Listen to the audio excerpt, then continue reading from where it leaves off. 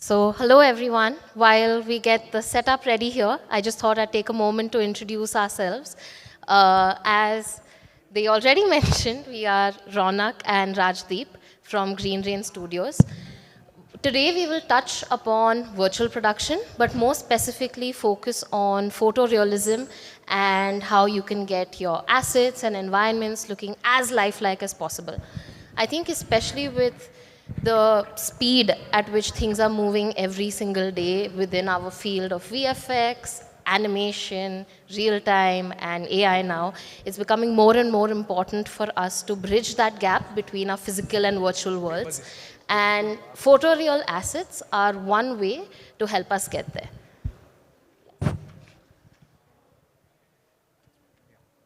Also, don't worry, it's not just going to be me talking the entire time. We will also have a live demo in Unreal, which Rajdeep will be showcasing shortly. So the idea is to first just cover some basic ground, tell you all everything about what we know so far and what we have learned over the years in environments, the ways it is used, the way we go about building them, and actually show you a live example of how we do this and how real time can really be. Hey everybody, good evening. I guess she already introduced herself, so I'm Rajdeep. You got a brief of what I do. I'm an Unreal authorized instructor. I mainly deal with creating technical tools for artists in Unreal so that, their quality of life is better than at least mine, right? So, and it involves a lot of ingestion, round tripping, creation of, pipelines for asset, importing and all of that stuff. So my work is mainly a generalist type, but I mainly focus in virtual reality production and stuff. So Ronak is going to take you through some of the, how do you put it? Boring PowerPoint presentation stuff. Of course not. So she'll take you through how photorealism in asset actually takes place, what are the pipelines we use on a daily basis, how it's actually applied in production field, how it's converted into a virtual production use case, and a lot of that stuff, and then we will dive into Unreal and take a look at how we use them. Yes, I think that's a great point Rajdeep touched upon. So today we will be covering all three aspects of it. The production side, which I will walk you through, and then of course the creative and technical side as well. So starting with virtual production, right, it seems to be a bit of a buzzword going around these days. I'm sure over the last 2 days, if you've been here, or over the course of the next 4 days as well, you will hear this word being thrown around a lot. And most people equate this with, just an LED screen. Like, hey, that's what they did on The Mandalorian, right? And yes, that is what they did. But it is an umbrella term that includes all of these things that you see above and a lot more. But one thing that stands out and the need for which is becoming more and more regular is the need of photoreal assets and the speed at which they can be done.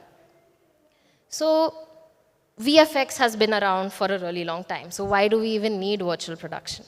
Right? What it does is that it helps creators and filmmakers to start visualizing their films, or in fact even gamers for that, game making people, whatever. Game devs. Game devs, before they actually invest their time and money in that product, right? And especially in an Indian context, helps with lower production budgets and in a shorter timeline. So while the definition of virtual production is ever evolving, it's easier to group them into these 5 buckets, right? Which are world building, visualization, performance capture, simulcam, in-camera VFX. The interesting thing about this is that the very first stage, which is that of world building, will eventually be used across all the 5 that you see there.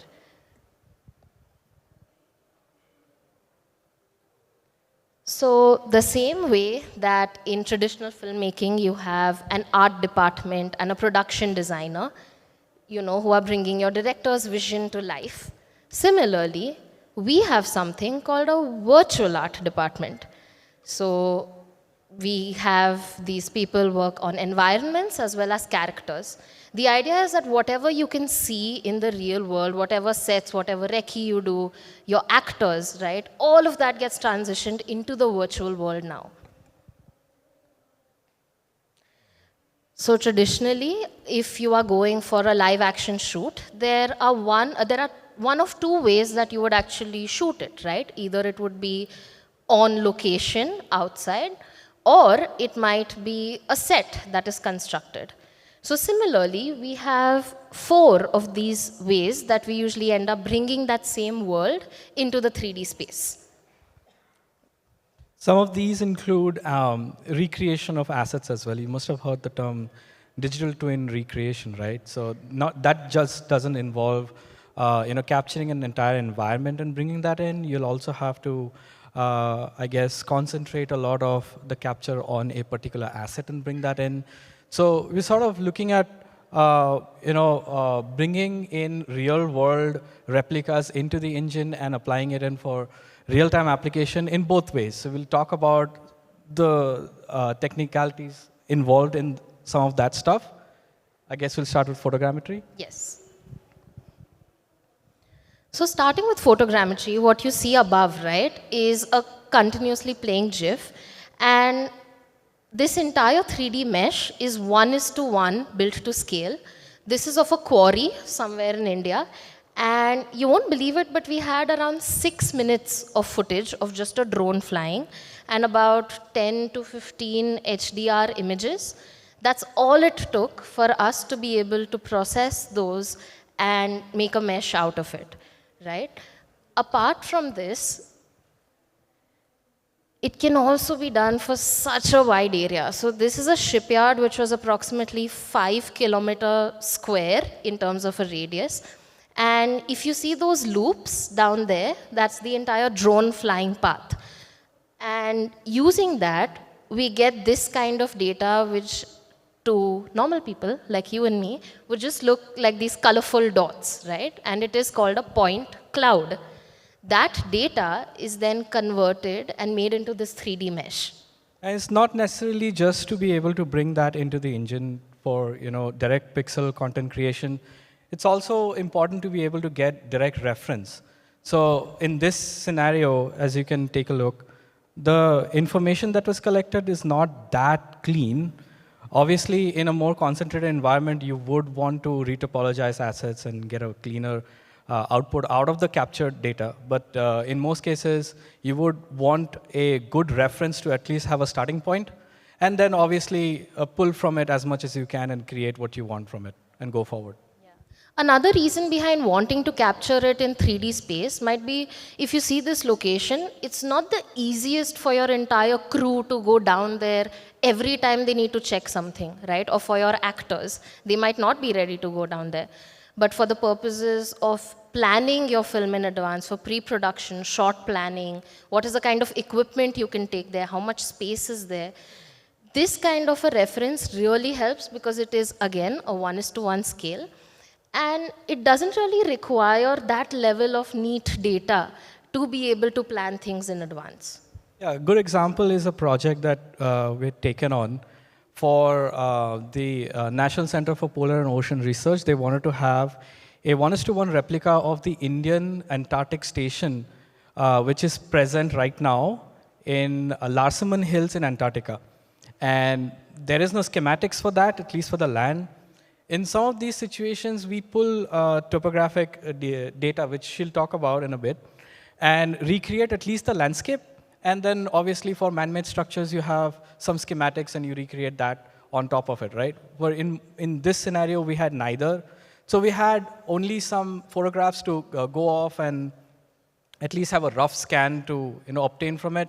At least that gave us a baseline to start off, and then fill it out with general procedures, landscape and assets and stuff. So we showed you two really large-scale environments, but a place you might have seen this technology used more frequently would be on the Unreal Marketplace, right? So all the Quixel assets that you see were scanned in a very similar process. So what you see here is a breakdown of how such things are done, right from the large scale, right down to every single minute detail on that fire hydrant, every chain, every screw that you see. And you can see the poly count varying across the different LODs as well. We are working on a project right now with Fanatics, which requires us to scan data that is to do with merchandises that people in the sports genre they use. It's mostly to do with baseball players, and what they're doing is they're creating a package for people to be able to obtain and say, okay, I've gotten this person's entire package, right? It's like a giveaway. And one of the traditional ways would be to obviously get photographic reference, your typical asset creation using photo references. But obviously, we moved on from there, and the faster way to at least get good reference is photogrammetry. But I'm sure you, just like how she mentioned, virtual production is a term thrown around, you must have heard about NURFs and Gaussian splatting. So we're looking at having Gaussian splat data brought into the engine. If not, at least for Final Pixel, we're using that as a placeholder reference, while the artists obviously do their job, get actual image references, and create good topology assets from those. Coming on to LiDAR scanning, right? So it is a similar process. The one key difference being that this is portable technology now, and that scanner you see on the bottom right is about this high, I would say, and can be used again for large scale data like this, but again is very useful when you want to capture the smallest of details. This, of course, takes a lot more time from a production standpoint in order to process the data, but gives you higher fidelity. So you win some, you lose some. So pair LiDAR together with photogrammetry, you are able to extract good image textures from photogrammetry, and LiDAR gives you a good surface data to work. Combine them together, you had at least a better method to use from your traditional asset creation processes. Yes. The most boring, personally for me, of the different methods is the more traditional way that we do things, where you get a floor plan, you get a height map, and based on that, the same thing you do in Maya, Max, any of your traditional DCC tools, you go ahead and you build an environment. So although technology like photogrammetry, LiDAR, NURFs, whatever else exists out there, sometimes the old method is the best method. Yeah, in certain cases, this is irreplaceable. Like if you consider a level in a racing simulation, and you have assets that do need to look good, but they're placed as distant background viewpoints, you would not necessarily scan them and put them there. That makes them actually too heavy to be brought into the level and get a decent frame rate out of. Obviously, not considering your optimization pipelines and such. So in those cases, a good photo reference and your traditional modeling methods will obviously be required. Yeah. In fact, optimization is a great point. So although the previous two methods will definitely get you a lot closer to photorealism in terms of quality, it can be a bit of a hassle to deal with when it comes to actually optimizing the mesh for your production needs, as opposed to really building it from scratch, which might be better in certain cases. Yeah, it's pretty much irreplaceable because people tend to, in today's date, entirely depend on technologies like nanite or general Gaussian splicing data also, in some cases, to completely replace your traditional methods and work off of that, considering that they probably don't have the budget for a good optimization pass, right? But nothing replaces the traditional method of getting assets into the engine. Coming to the last method that we have for today, at least, is geospatial data. And I'm sure all of us use things like Google Maps pretty much on a daily basis. I know we used it 2 hours back to just get here, as I'm sure most of you guys did too. And that's what we use to actually create these worlds too. We use that as a starting point. We get location coordinates out of such software like Google Earth and others out there. We extract that data, which is called OSM data, to build a likeliness of that in 3D. But as you can see, it's still really rounded in nature. It looks quite low poly, right? You might not get that crispness that you really need. But what it does give you is that relative distance. It gives you the right depth. It gives you all the accuracy technically that you might need. And based on that, you can then overlay it either with your own assets, custom assets, mega scans, whatever else, to build the kind of environment you had set out to. And I think that will be the starting point today for... Yeah, because what we have lined up after this is very similar and a mix of what she just mentioned.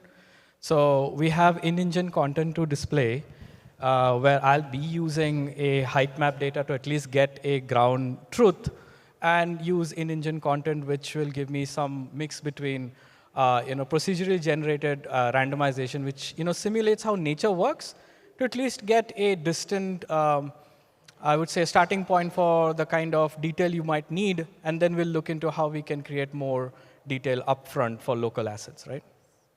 And I can continue playing producer in this role and throw challenges his way to see how Rajdeep and the engine would deal with it. Just give me one sec. The other one.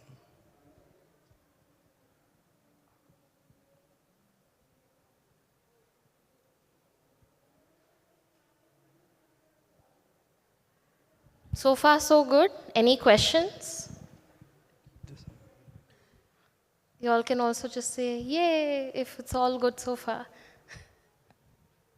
Probably been through too many talks at this point. Yeah, I right? know. It's been a long day. Thank you so much for being here.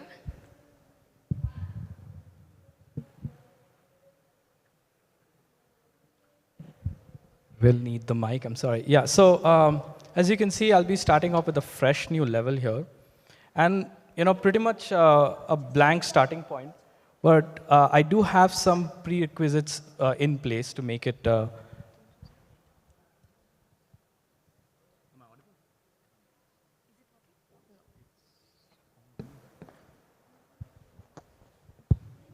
I audible? Is this good? No. Hello? Yeah. All right.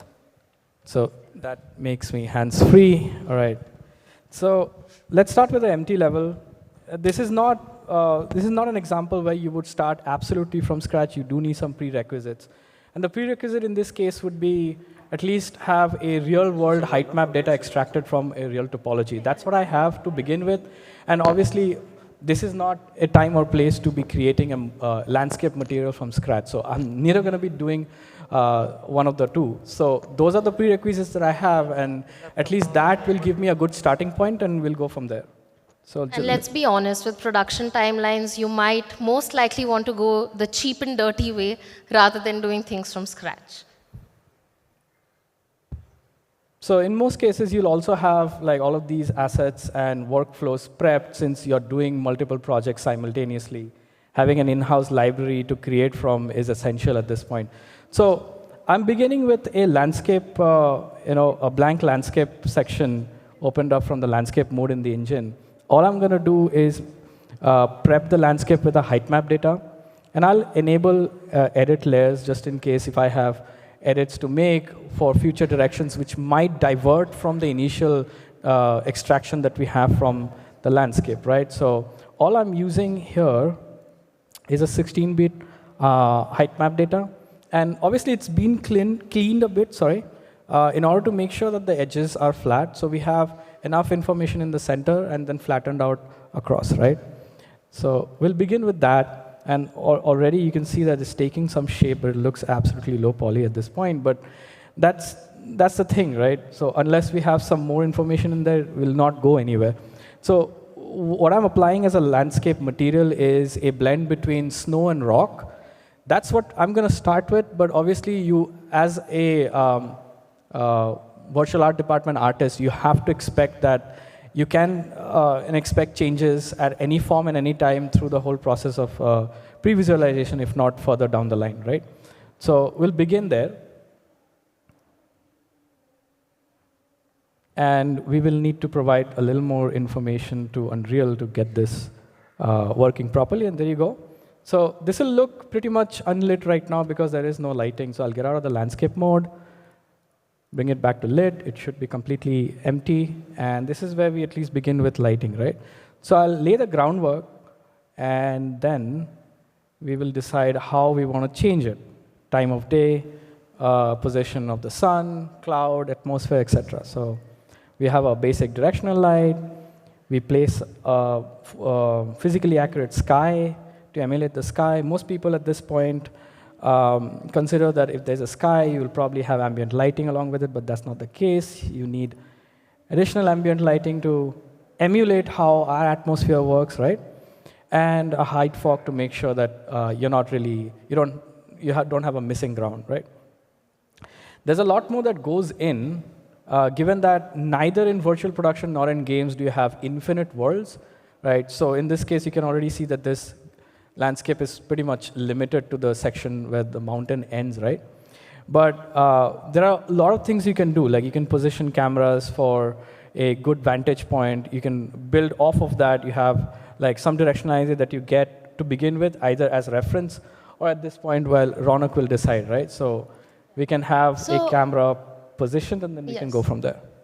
So you mentioned that you got this height map online and all of that, but how do we know it is accurate to scale? Is there any relative way I can check that? Yeah, so in most cases, and which is something that has been done traditionally as well, we put a human scale actor, at least in this case, on the landscape to be able to gauge the difference between what amount of landscape space we are working with. Obviously, otherwise you'll have information, but just to be able to gauge visually what that means, we will bring in this case, the typical mannequin from Unreal Engine's engine content, right? And if I go back, you can see that this is massive, right? Nothing compared to open world games. Obviously, with world partition in place with the new engine, you can go at least 20 to 25 times larger in terms of what is possible to stream real time. Also, the lighting looks a little dull to me. Maybe we can do something bright and shiny, like a golden hour, sunset kind of look. Absolutely. So you can already see that I've used the environment light mixer to quickly bring this scene to life. What I'm going to do is I'm going to lock my camera pretty quick and make sure, before I do that, I'll position the cam in a way that it's a little more flattering to the environment. Maybe this way.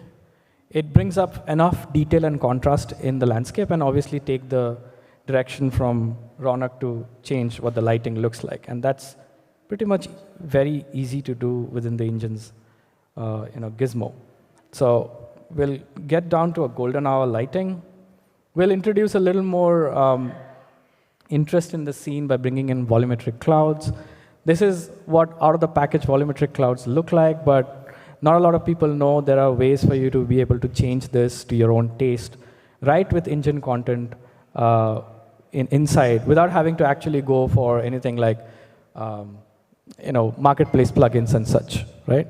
So I'm just looking at plugin contents here, and we'll go all the way down to volumetric contents, content, sky, materials. Hard to remember these things even during a session, So imagine my stress right now. So we have some material instances that we can choose from. I will probably go with the second one. So while Rajdeep makes this look a little more beautiful for us, one more thing I want to touch upon is that it's not just for visualization that this is used, right? This same content, the more photorealistic it gets, can be used for all your IC VFX as well, which is your in-camera VFX, by being projected or in fact played in a similar manner on LED panels. So you see right from your previous stage, the same asset can keep being refined over and over again, keeping in mind your creator's vision all the way up to your final pixel stage. In some cases, you do have to spend a little bit of time, give the engine a breathing room, right? So we'll wait for the shaders to compile. If it doesn't work, we've all seen clouds, so we can imagine that. This is some examples we have for you with external environments and how that bring into the engine and how we can quickly transform that into looking photoreal. We will be moving on to interior stuff as well. We'll talk about generating very macroscopic detail in assets which aren't as big and obviously localized for more or maybe different kind of content creation, not just where we have entire landscapes or swaths of lands ready for final pixel stuff, but at least more product-focused production and stuff like that. So looks like we'll have to, yeah, there you go. So more clouds. They're pretty much fast right now. I have more controls. These are not custom, by the way. This is all within the engine. I'm going to slow them down, maybe a little bit more granular control. And if we can increase the density, yeah. Yeah, so we get an overcast look as well. Yeah, probably get them lower down. Yeah, too. we can get them down as well. So considering that we're already high up at an altitude where we're touching the atmospheric, at least the clouds that we know would be at this height, we can bring them down. So let's look at the altitude for the height of the clouds. And by the way, these are ray march clouds, so you can actually flow through them. If you wanted to make a flight simulator, you'll be able to do it right from the engine, right? So that's the power of real-time content creation paired together with data obtained from real world to create photorealistic stuff. So this is external stuff. We'll move on to the interior part of this demonstration as well. I already have that project open. I don't need this right now. All right, so the first example here is for a very controlled environment. Like you can already see that, and we'll be talking about what's going on here. I'll break it down a little bit, but you can already see there's nothing much going on beyond this table, this asset, and probably 2 or 3 vantage points from controlled angles, right? And all of this, none of this is baked. So if I just take this particular, why is the outliner closed? Give me 1 sec. Oh.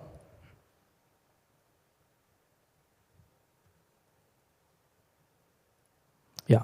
So if I just shut this over here, you can see majority of the lighting has gone missing. So this is happening not only real time, but everything else in terms of lighting, all the other aspects like ambient occlusion, global illumination, light bounces, all of it is real time. I'm sure people attending a VFX summit would be privy of these information Unreal-wise, so I don't have to educate you on that front, right? So I'll show you the sequencer. And I think another important aspect of getting an asset or an environment to look photoreal is the camera itself as well, right? In terms of just playing around with real film back settings, the aperture, just trying to get it the same way you would expect your environment to match with the physical world as much as possible. You can emulate your virtual cameras to physical cameras as well. And that's what we are seeing in the sequencer right now, which is like a timeline with that lovely depth of field. So I'll pause at this frame to talk about a couple of things. The immediate, impression that this might put on people is probably this is a Megascans asset that you're looking at. In some cases, the clients will want assets which are scanned to look exactly like the actual product.